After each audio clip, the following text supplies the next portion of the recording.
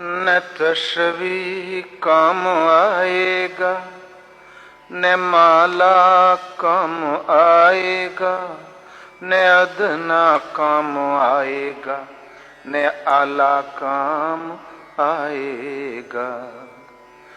न फौजें साथ देंगी, न रिशाला काम आएगा, अंधेरे में तो नेकी का उजाला काम आएगा। जो देगा राहे हक में वो निवाला काम आएगा।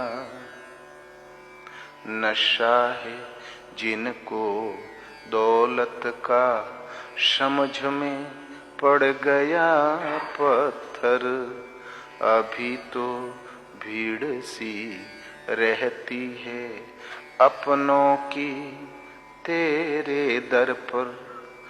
तू कमाता जाएगा मरकर, और ये खाते जाएंगे हंसकर। जरा मेरी तरफ तो देख, क्या कहता है ये अंबर। न जोरू काम आएगा, न शाला काम आएगा। जो देगा राहे हक में वो निवाला काम आएगा। बुरा दिन आएगा, मिट्टी में मिल जाएगी सब शोहरत। जो करते हैं तेरी इज्जत, वो करेंगे कल से तुमसे नफरत। कोई देगा नहीं पानी, जब घट जाएगी तेरी ताकत। अरे नादान, एक पल में लुट जाएगी तेरी सब दौलत। न चाबी काम आएगा, न ताला काम आएगा। जो देगा राहे हक में वो निवाला काम आएगा। शवा मेजे पर खुर्शीद महशर जगमगाएगा। उस दिन रोना तुमको अपने आमालों पर आएगा। अरे मगरूर तेरा, जब सब भरोसा टूट जाएगा।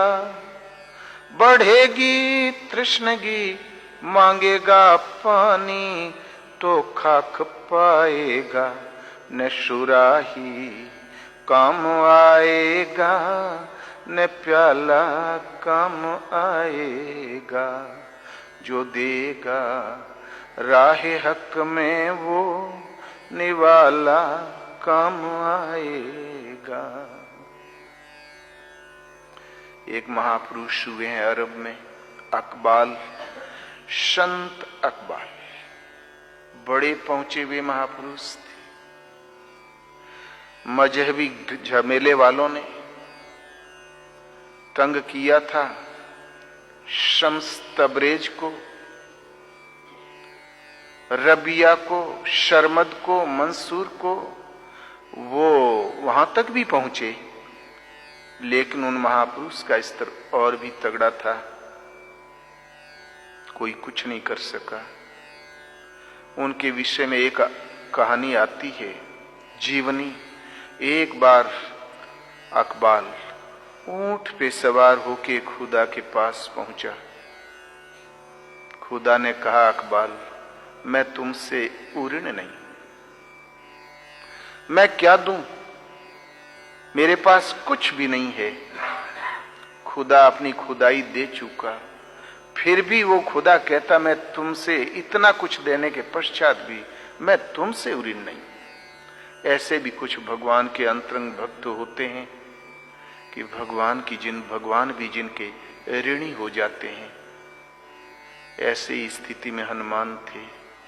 राम ने कहा, हनुमान ना ही न तात ऋण मैं तो ही, मैं तुमसे ऋण नहीं हूं, आज से मैं तुम्हारा ऋणी हो गया। भगवान का ऋणी होना बड़ी बारीक बात।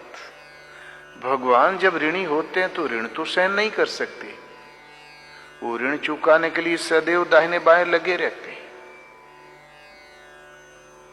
भगवान के ऋणी होने का अर्थ है कि वो बिल्कुल योगक्षेम में खड़े हो गए, सदा अपने उस सेवक के लिए वो गड्ढे में भी पांव रखेगा तो नीचे अपना हाथ बढ़ा देंगे। वो उसके उस ऋण से हर हालत में वो ऋण होते ही हैं, होने का प्रयत्न तो चलता ही है प्रभु का। भगवान तो उनके हो ही गए। वही महापुरुष इकबाल सचमुच एक साधना परायण संत थे। उनका ये एक भजन है, न तस्वी काम आएगी न माला काम आएगा, न अदना काम आएगा न आला काम आएगा। बड़ा सरल है। तस्वी कहते हैं जो मुसलमान फकीर लोग एक कितने 70 की 80 माला मोती की दाने की एक माला जपा करते हैं, वो है माला ही, उसका बड़ा भरोसा होता है। बुद्ध लोग प्रार्थना चक्र घुमाया करते हैं, वो भी एक माला ही है।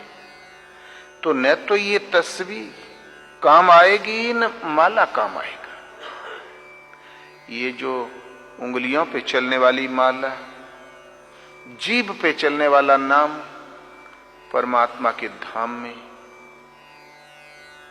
काम नहीं आएगा। ये तो साधना की जागृति है, उसके लिए जरूरी है। मन अशब्य है, मन माया में रात दिन रवा है। इस उदंड मन को लाइन पकड़ाने के लिए माला, ये तस्वीर एक सहायक है। लेकिन आगे वाली जब श्रेणी पकड़ लेता है तो ये माला विस्मृत हो जाती है।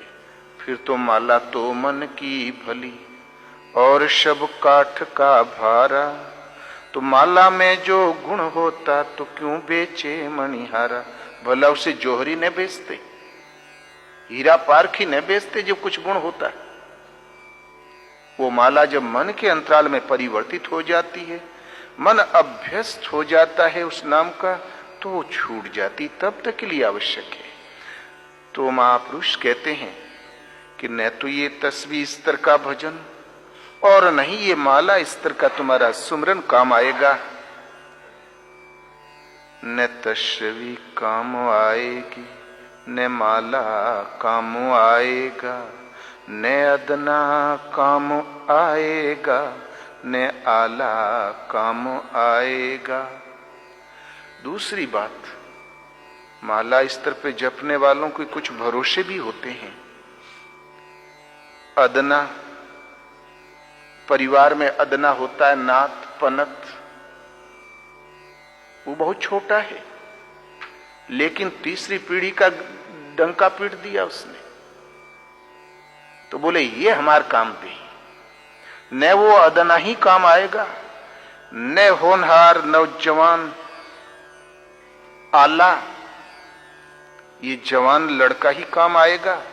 वो आला है ना, वो भरपूर है, अपने जोश में अपने कारोबार की लाइन पर है, न वही काम आएगा। न फौजें साथ देंगी न रिशाला काम आएगा, न ये फौजें साथ देगी। बहुत से सम्राट ऐसे हुए हैं, लाख लाख फौज का पहरा लगा था उनके महलों के चारों तरफ। आस पास जोधा खड़े सब ही बजावे गाल, मंज महल से ले चला ऐसन काल कराल। आसपास योद्धाओं की कतार लगी हुई है, सभी गाल बजाते हैं, डींगे हाँकते हैं, यमराज का मुंह मोड़ देंगे। आप बेफिक्र रहिए हजूर। लेकिन उसके उतने पहरे के बीच से काल जब आया तो उठा ले गया। वो इतना प्रचंड है, इन पैरों से उस काल से नहीं बचा जा सकता। सबसे बड़ा एक सम्राट हुआ है अरब में, जो भारत पर हमला किया था, क्या नाम? सिकंदर। सिकंदर महान विजेता था, नहीं विजेता के अरमानों से भरा हुआ था, शूरमा था। उसने एक संत का नाम सुन रखा था कि मैं कभी उन महापुरुष के दर्शन अवश्य करूंगा, लेकिन राजकाज में उसको अवसर ही नहीं मिला। एक दिन वो युद्ध अभियान पर जा रहा था कि रास्ते में एक झोपड़ी मिली। सेनापति घोड़े से कूदा और बोले, हजूर, जिनके दर्शन आप करना चाहते थे वो महापुरुष यही हैं जो घाम में बैठे। सिकंदर रथ से उतरा और सादर प्रणाम किया तो उन महापुरुष ने पूछा, पहले बता तू कौन है? बोले, मैं यहां का सम्राट सिकंदर महान। बोले, ओ, 1 महीने से रात दिन छकड़े भर के अस्त्र शस्त्र चले जा रहे हैं इस रास्ते से, क्या सब तुम्हारे हैं? बोले, हां, सब मेरे। सब चला गया या कुछ बाकी है? बोले, अरे अभी तो पूरा रिसाला बाकी है। बोले, तुम कहां जा रहे हो? बोले, मैं जा रहा हूं तुर्की फतेह करने। बोले, फिर अफगानिस्तान, फिर रूस, फिर बोले जापान, जर्मन, हॉलैंड, फिर उज्बेकिस्तान, बोले फिर काबुल। तो महात्मा बोले, फिर? बोले भारत। तो फिर महात्मा बोले, फिर? बोले पूरा विश्व, पूरा जहान। तब महात्मा मुस्कुराए, बोले, अरे तुम्हारे पास समय कहां है? व्यर्थ क्यों खून खराबा कर रहा? तुम्हारे पास समय कहां है? देख, इस झोपड़ी में हमने 2 आदमी की जगह बना रखी है, वो एक जगह तुम्हारे लिए है और 2 रोटी का प्रबंध भी है। रुक यहीं पर। पहले तो बड़ी ठेस लगी। क्यों? कि सभी तो तारीफ करते थे, बोले क्या कहना, क्या रुतबा है। आज ये अच्छे मिल गए महात्मा जी, सिर फिरे कहते हैं कि क्यों समय बर्बाद कर रहा है। लेकिन श्रद्धा थी हृदय में। सोच विचार के सिकंदर बोला, महाराज अब तो मैं चल चुका, लौट के आऊंगा तो अवश्य आऊंगा। बोले, अरे पगले, जब नहीं लौट सकेगा तब क्या होगा? भारी मन से सिकंदर चला तो गया। जहां तहां बड़ी बड़ी लड़ाइयां हुई, सब जगह विजय प्राप्त किया। भारत में जहां प्रवेश ही किया था तो एक भारी युद्ध में उलझ गया। विजय तो की, लेकिन सेना में हल्की सी बगावत हो गई। तुरंत वहीं से लौट पड़ा। अभी लौटा ही था कि बीमार पड़ गया। तुरंत घुड़सवार को दौड़ाया पत्र लेके महात्मा जी के पास। पत्र में लिखा था, महाराज मैं सीधा आप ही के पास आ रहा था, महलों में नहीं जा रहा था, लेकिन ऐसा लगता है मैं आप तक पहुंच नहीं पाऊंगा। और सिकंदर के प्राण पखेरु उड़ गए मात्र 32 साल की अवस्था में। तो पाव पलक की खबर नहीं, और लोग 100 वर्ष का स्कीम बना के बैठे हुए। था तो विजेता, न अस्त्र से मरा न शस्त्र से। तो मंज महल से ले चला ऐसन काल कराल। सिकंदर का जब शरीर छूटा, पंक्तिवध सेना खड़ी थी। सिकंदर ने कहा, भैया हमने जो भूल की कोई पीछे वाली पीढ़ी न दोहराए तो अच्छा। इसलिए जिस वस्तु के लिए हमने हमले किए थे वो वस्तु है रतन, वो वस्तु है जवाहरात। ये पेटियां जरा शमशान तक ले चलना, कुछ हाथ में रख के देखना, शायद मुट्ठी बंद हो, एक आध नगीना चला चले साथ में, ताकि लोग सबक सीखें। कहां गए वो दारा सिकंदर, कहां वो बारा दरी गई, चले गए सब अजल के मुख में न खुशकी न तरी रही। तो फौजें भी थी, रिसाला भी था, तो न फौजें साथ देंगी न रिसाला काम आएगा। इस माया के अंधकार में तो एकमात्र नेकी का उजाला काम आएगा। संसार में तो कहीं नेकी दिखाई ही नहीं पड़ी। इंदिरा गांधी बड़ा अच्छा सुचारू रूप से भारत का शासन चला रही थी, नेकी ही तो कर रही थी। वो भी मंज महल से ले चला ऐसन काल करा, अपने ही घर में अपने ही पहरे के अंदर। कोई ठीक नहीं, ये फौजें रिसाला साथ नहीं दे सकती। उससे यदि काल कराल काल से बचना है तो केवल एक रास्ता, नेकी। नेक है केवल परमात्मा का पथ, और सब सो सुख कर्म धर्म जरि जाओ, जहां न राम पद पंकज भाव। जोग को जोगु ज्ञान या ज्ञानो, जहां न राम प्रेम परधानु।